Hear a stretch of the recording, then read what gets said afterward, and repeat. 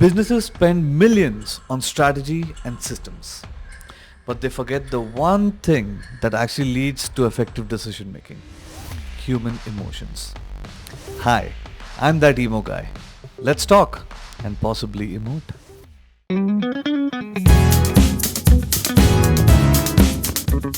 Alrighty, welcome back to episode 2. Now, before we begin, I just want to apologize. There is a lot of construction work happening behind me. I've tried to shut everything, reduce the noise as much as I can, prevent it from filtering through. But in case you hear a persistent sound in the background through the video, I sincerely apologize. In the previous video, we briefly touched upon tactics that are employed in different workspaces, why this is leading to emotional burnout and quiet quitting, and how business models of today might be different from business models of the past. If you want to check it out, I'd encourage you to click on the link below. But here's a quick TLDR for you. Emotions, they're important. Okay. But so far, we've been using the word emotions a lot. But what does it actually mean? So I thought in this video, we can look at what are emotions, why are they important, research linking emotions to performance in the workspace, and if they're so important, then why hasn't there really been any focus on emotions and emotional intelligence in the past? So let's start with point number 1. What are emotions?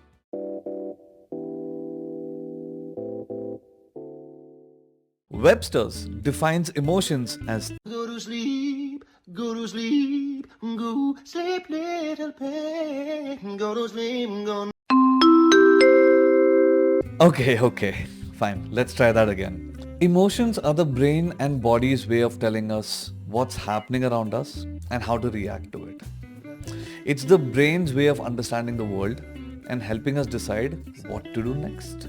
These feelings that we experience on a day-to-day basis, like happiness, sadness, fear, or anger, happen when something important happens to us, like getting a hug, for example, or hearing a loud noise, or maybe even waiting for the latest Pokemon game release.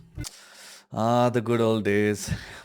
These feelings cause changes in our body, like a fast heartbeat or smiling, what we think about and how we act on it, like laughing, crying, or running away. Simply put, emotions help us interpret the world, form thoughts and conclusions from those interpretations, and figure out how to act next.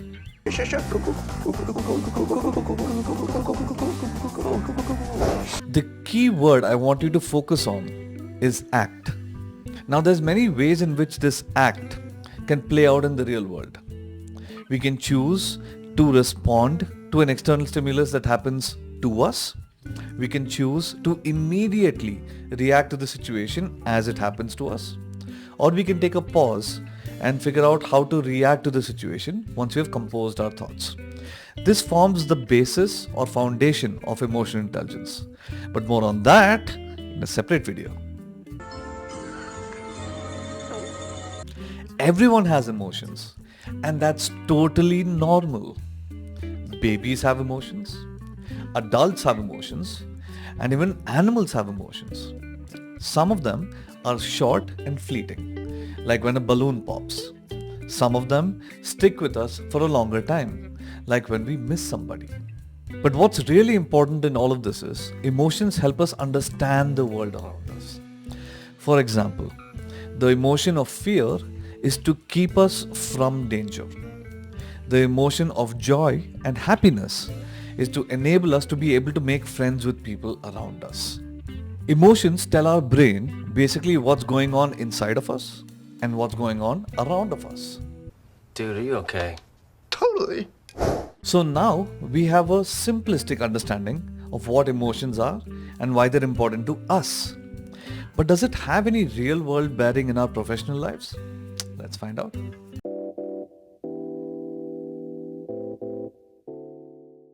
Okay, I need you to stick with me here. I know this section is slightly longer, but I feel like it's really important to establish the correlation between emotions and their impact in the workspace.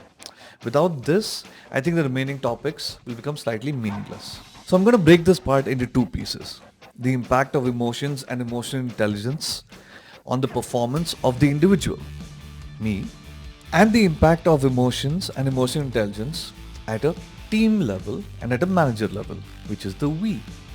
A study of over 75,000 respondents measured EQ to success in life. Success being the sum of effectiveness, quality of life, happiness, etc. And you'll never guess what they found. The x-axis is EQ or EI, and the y-axis is the sum measure of this life success. Look at the top left and the bottom right. Do you see empty spaces?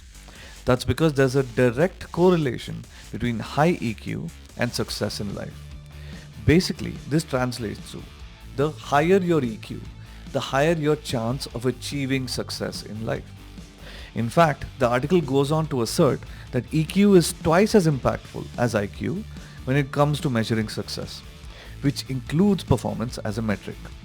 In a study conducted across multiple teams to measure the impact of EI on performance, teams and managers with higher EI scores tended to perform 46% better on average. Even teams with strong cultures benefited by up to 23% from high EI. But when I was researching this topic, I came across this project conducted by Google called Project Aristotle, which really summed it up in a much better way for someone like me. Through Project Aristotle, Google wanted to know what makes a team really good at working together. So they studied 180 teams within Google, like groups of people building teams or solving problems, and looked at lots of different aspects about them. Who was on the team, how smart they were, how long they worked together, how long they talked to each other, etc. What they found was a big surprise. It didn't matter who was on the team. What mattered most was how team members felt and behaved with one another. The most important thing they discovered was something called psychological safety. This means people feel safe to speak up without worrying that others will laugh at them, be mean, or think they're dumb, aka judgment. When teammates can ask questions, share ideas, admit mistakes, and try new things, the whole team works better. That feeling of being safe to be yourself and share helps teams think of new ideas and together do their best. Besides psychological safety, the research also found that good teams had dependability, where everyone knows their job reliably, structure and clarity, where people understood what to do, meaning the work feels important, and impact. People believe their work matters. The reason that I've clubbed teamwork and managers, for this particular video at least, is because managers are integral when it comes to shaping and building a team. All of the above points that we talked about, whether it is creating a feeling of safety for the team, whether you are allowed to be yourself at work, all of that is something that flows top down, aka from the founders and the CEOs to the managers to their employees. Effective managers is a whole other series that I have many thoughts on. So I'll put a pause on this for right now. But in short, good teamwork isn't just about having the smartest people. It's about creating a place where everyone feels safe, listened to, and a part of the team. So all of this raises a fundamental question. Is EQ better than IQ? Well, first, that's a wrong question. You can't have success with just EQ, and you can't have success with just IQ. They're both equally important and contribute toward success. But where was the focus on EQ growing up? Everything that society has trained us to do is measure intelligence through our examinations, right? Well, no, that's not true either. Exams are designed more to be a passing certificate of testing negative for our Alzheimer's than it is to measure intelligence as a whole. So who teaches us all this? How do we learn emotional intelligence? Well, that's the sad part. There's a lack of awareness and understanding of emotions as a whole. Why don't we know this earlier? Well, our schooling systems don't cover this curriculum at all, even though I personally believe it should be a fundamental subject every human being should learn from day one. Universities morph and distort it in different ways, either as personality development, soft skills training, etc. But EQ and EI are none of those things. All of that is the effect. Understanding emotions is the cause. And if you don't address the root cause of something, you will never be able to understand why the effect isn't working. Lastly, MBAs and other degrees try to address these topics. But here's what I think personally happens. It's complicated to no end. People just may not be able to grasp the curriculum.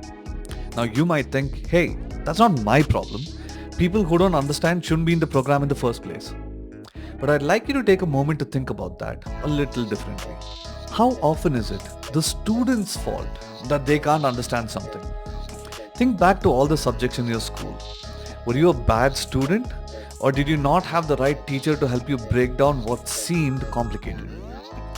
Even if you are smart enough to understand it yourself, a chain is only as weak as its weakest link. And it's not like you're immune to the nonsensical behavior of your teammates. Think about your experience working in a team, any team. Was there ever a team member who would just infuriate you because of their lack of basic common sense or emotional sense? So, then even selfishly, isn't it better to raise the bar of EQ of people around you?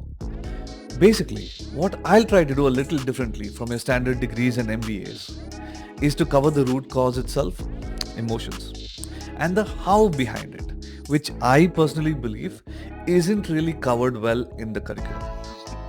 I think MBAs are great at explaining the whats and the whys of things, what you should and should not do to excel in your workplace.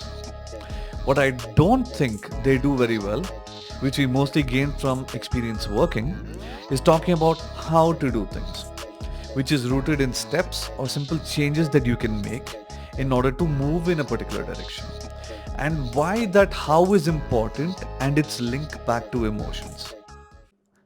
Phew! This particular topic has me a little worked up. Just makes me feel so. Dude, are you okay? Totally. But if you're with me so far, I'm very grateful for your time. If you like this kind of content, please like and subscribe. Or if you just want to support us, please like and subscribe. If you agree or disagree with the video, have other topics that you might like covered, or just have a funny anecdote for us which you're willing to share, please drop your thoughts in the comment section below. If this was helpful and you want to stay in touch, collaborate, or have questions, my email and socials are up on the screen and linked below in the description. Well, that's it from me for this one. I'm that emo guy signing off, and I'll see you in the next one.